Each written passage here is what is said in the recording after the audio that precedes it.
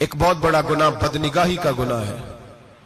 آپ کو پتہ ہے ہمارے ملک کے اندر بدکاری، زنا اور بے حیائی کی شرح کتنی بڑھتی جا رہی ہے، کس قدر بڑھتی جا رہی ہے.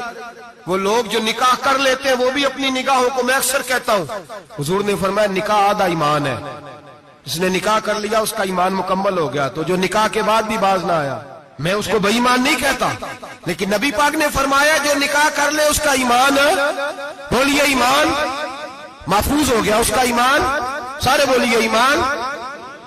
اور جو پھر بھی باز نہ آئے، حضور کہہ رہے ایمان مکمل ہو گیا. اور جو نہ باز آیا کیا فتویٰ دیا جائے حدیث کی روشنی میں؟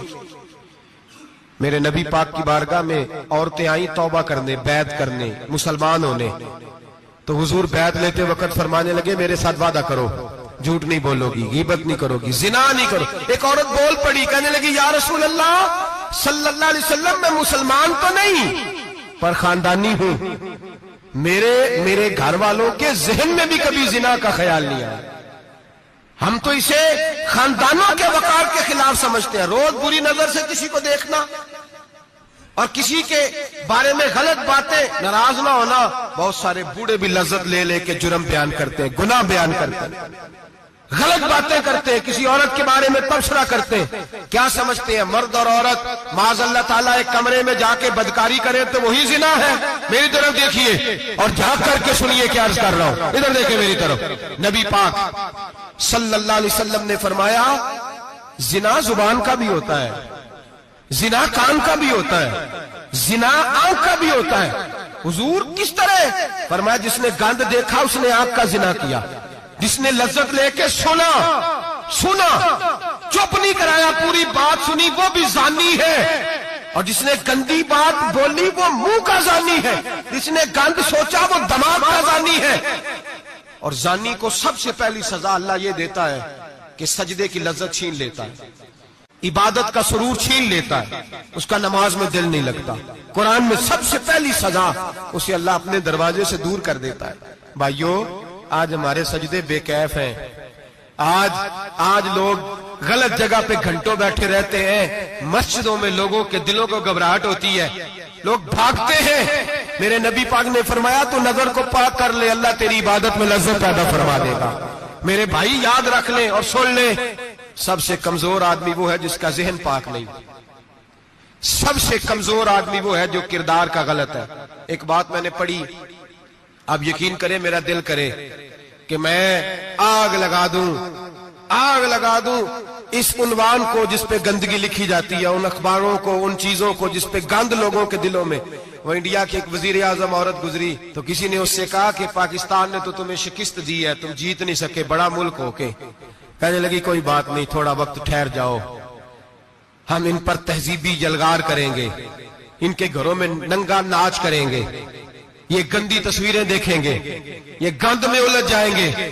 اور جو قوم گند میں الجھ جایا کرتی ہے وہ پھر کسی سے لڑنے کی طاقت نہیں رکھتی، اس کے اندر ڈٹ جانے کی ہمت نہیں ہوتی، اس کی غیرت کے جنازے نکل جاتے.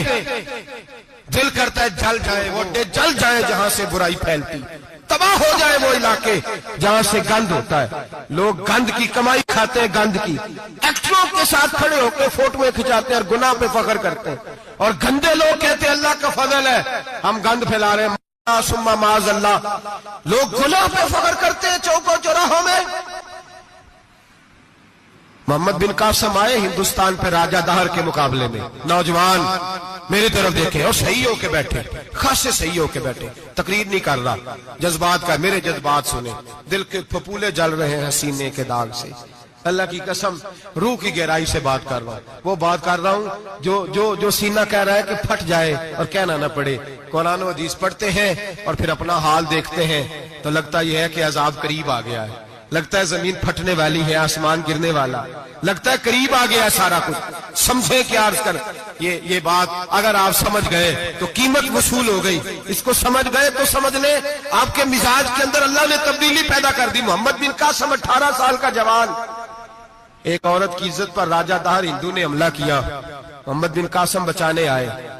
جب ہندوستان آئے فوج تھوڑی تھی، علاقہ تھوڑا تھا، راجہ دہر کی فوج بہت زیادہ، اور پھر اپنا عرب چھوڑ کے یہاں آ کے ہندوستان میں اس کے علاقے میں اس پہ حملہ کرنا، حالات خراب تھے۔ محمد بن قاسم پریشان ہے۔ ایک بزرگ نے دیکھا، کہنے لگے پریشان کی ہو؟ کہنے لگا سوچتا ہوں علاقہ بھی اس کا، فوج بھی اس کی، میرے فوجیوں کو تو رستوں کا بھی نہیں پتا، کیسے جنگ کریں گے، کدھر سے آئیں گے، اور پھر ہمیں زبان بھی نہیں آتی، کیسے کام ہوگا، ڈر رہا ہوں۔ 2-4 دن گزرے تو محمد بن قاسم اشاش بشاش ہو گئے۔ وہ بزرگ کہنے لگے خیر ہے، بڑے مطمئن ہو گئے ہو؟ کہنے لگے بس راجہ دہر ہم سے مقابلہ نہیں کر سکتا، راجہ دہر ہمارے مقابلے میں کھڑا نہیں ہو سکتا، وہ گرا کے گرا، وہ لڑکھڑایا کے لڑکھڑایا، ریزہ ریزہ ہو جائے گا۔ آپ کو کیسے خوشخبری مل گئی؟ کہنے لگے مجھے پتا چلا ہے کہ راجہ دہر ذہن کا گندا ہے، وہ تو چچا کی بیٹی کو نہیں چھوڑتا، ماموں کی بیٹی کو نہیں چھوڑتا، خالہ کی بیٹی کو گندی نظر سے دیکھتا ہے۔ جس کا ذہن گندا ہوتا ہے وہ کسی کا مقابلہ نہیں کر سکتا، ہمیں فتح ہوگی، فتح، وہ گرے گا۔ وہ بزرگ کہتے ہیں میں سمجھ گیا کہ واقعی سے فتح ہوگی۔ آج کشمیر کیوں آزاد نہیں ہو رہا، فلسطین میں آگ کیوں لگی ہوئی ہے؟ مسلمان جب تک ذہن کا گندا ہے کمزور ہے، جب تک ذہن کا ناپاک ہے کمزور ہے۔ حضرت سعد بن ابی وقاص رضی اللہ تعالیٰ عنہ فرمایا کرتے تھے اللہ مسلمان کی مدد اتنی دیر تک کرتا رہتا ہے جتنی دیر تک مسلمان کا ذہن صاف رہتا ہے، کردار پاک رہتا ہے۔ آگ اس لیے معاشرے میں لگی ہے۔ نوجوانوں تم کہتے ہو کامیابیاں نہیں ملتی، اسے کیسے کامیابی مل سکتی؟